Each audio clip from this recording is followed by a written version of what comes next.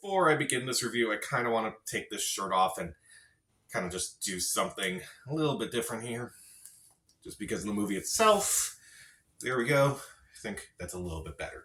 So, Spider-Man Into the Spider-Verse was directed by Bob Persichetti, Peter Ramsey, and Rodney Rothman, and it stars Shamik Moore, Jake Johnson, Haley Steinfeld, Nicolas Cage, John Mulaney, Kimiko Glenn, Liev Schreiber, Mahershala Ali, Brian Tyree Henry, Lily Tomlin. A whole bunch of people appear in this movie, and it's a story about Miles Morales. He's a kid in Brooklyn. When he gets bitten by a radioactive spider, he becomes a new Spider-Man, and when that universe's Spider-Man has already died, he must take up the mantle while also dealing with a bunch of spider people coming in from different universes who must get back to their home and try to help Miles become the next Spider-Man in his universe. So I remember being really excited for this movie back when it came out in 2018. I saw it opening night. I saw it in 3D, which I was blown away by at the time. And upon rewatching it several times over the years, my love for this movie has just grown more and more. I love this movie. Not only is it my favorite Spider-Man movie, not only is it one of my favorite superhero movies of all time, it's honestly one of my favorite movies of all time. I love watching this movie. I think it's a flawless movie in my opinion. So why is this movie so good? Well, first off, let's get off with the voice work. It's so incredible. A lot of the actors give really good performances, particularly Shamik Moore and Jake Johnson, Haley Steinfeld. Shamik Moore, he does a lot of heavy lifting here. His voice work is incredible. I love it, and I love him in this movie. Jake Johnson's also really good as his mentor, as a Peter Parker from a different universe. He's really good in this movie. Haley Steinfeld is really good as Gwen in this movie. She's a Spider-Woman from her own universe, and she's really good as well. She kind of makes the character her own. As far as the other actors go, Nicolas Cage, John Mulaney, and Kimiko Glenn are decent Spider people. They have their own funny moments. They have their own funny quirks. I'm kind of disappointed that they won't be in Across the Spider-Verse, but who knows? There could be a whole bunch of surprises from that movie that we just don't know yet. As far as the other actors go, Brian Tyree Henry as Miles' father gives us a really good performance. Mahershala Ali gives a really good performance too. And what I also really like is that even though all these actors are in this movie, they still take it with as much seriousness as the rest of their movies that they do. I feel like actors like Brian Tyree Henry and Mahershala Ali, they do a lot of serious movies, but like they know that they need to be serious for a lot of their roles, and I actually really appreciate that they bring the same amount they do for their live action work. I thought they did a really good job in this movie. Liev Schreiber's also pretty decent as the villain in this movie. I thought he kind of had like the right amount of humor to his performance, but also like you understand why he's doing everything that he does. It's really well done. The animation in this movie is jaw-dropping. It's gorgeous. It has led to a whole new style of animation, and we've seen it in a couple movies like Puss in Boots: The Last Wish, seen soon in the new Teenage Mutant Ninja Turtles movie. It is really well done, but I also really like how it looks exactly like a comic book. It's stunning, and also the visuals are just impressive. I saw this movie back when it came out in 3D, and it was just jaw-droppingly beautiful. I loved it.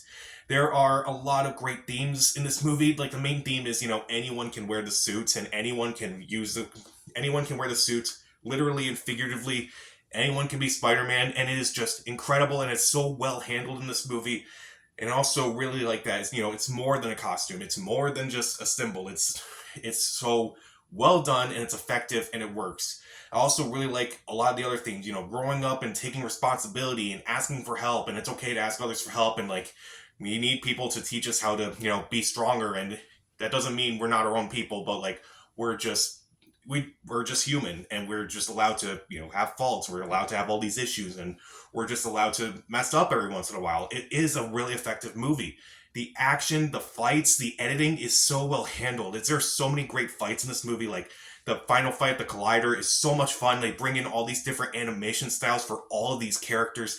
It is really well done. I love it so much. The fight between Spider-Man and Green Goblin, when, in the scene where that Spider-Man dies, that's also really good. The fight at Aunt May's house is really fun. It's also very funny. There are so many jokes in this movie where even when I rewatch it still, there are so many jokes that I'm just like blown away. It's like, how did I miss that? How did I miss that?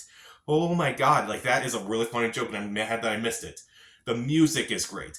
The score, tremendous. The soundtrack is great. I still listen to What's Up Danger whenever I just feel down and I just kind of need to get psyched up. It is incredible. There are so many great moments in this movie, like the sequence where after Miles, after everyone's like, Miles, why don't you stay behind? And his dad's like, Miles, you're great. No matter what anyone says, you're great and all that. Like when he like makes that Spider-Man suit and he jumps off that building, everything about it. It's honestly one of my favorite scenes in the last few years. I love it so much. It is such an incredible sequence. And also, I really like that this movie is pretty much a tribute to Spider-Man and a tribute to Stan Lee, who helped create Spider-Man. It is so well done. It's so effective. It is an amazing movie, in my opinion. Every time I watch it, I just love it more and more. Is there anything about this movie I don't like? I gotta bring it down for a second.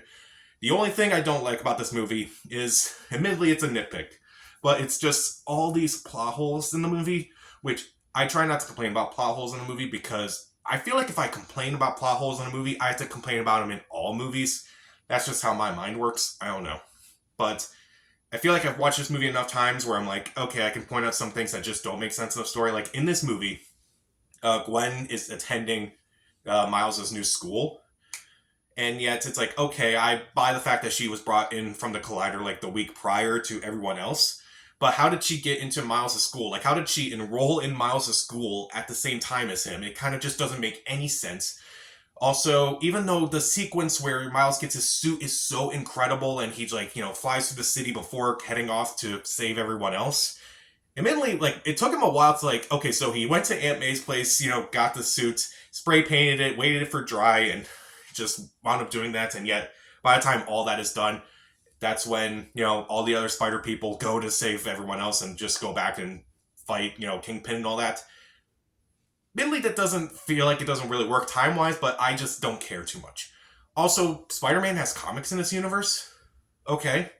Like, when Miles starts getting his powers and such, it's like, he has a lot of thought bubbles, and it's like, okay, they're like from the comic. And it's like, okay, that's pretty cool. But like, Spider-Man has comics in his universe? Okay. I mean, I can buy that he has all these other things, like a cereal, a popsicle, even a really bad Christmas album. Okay. A comic book, that was a bit too far. I'm like, I don't know, is it a bit too far? I feel like I'm nitpicking.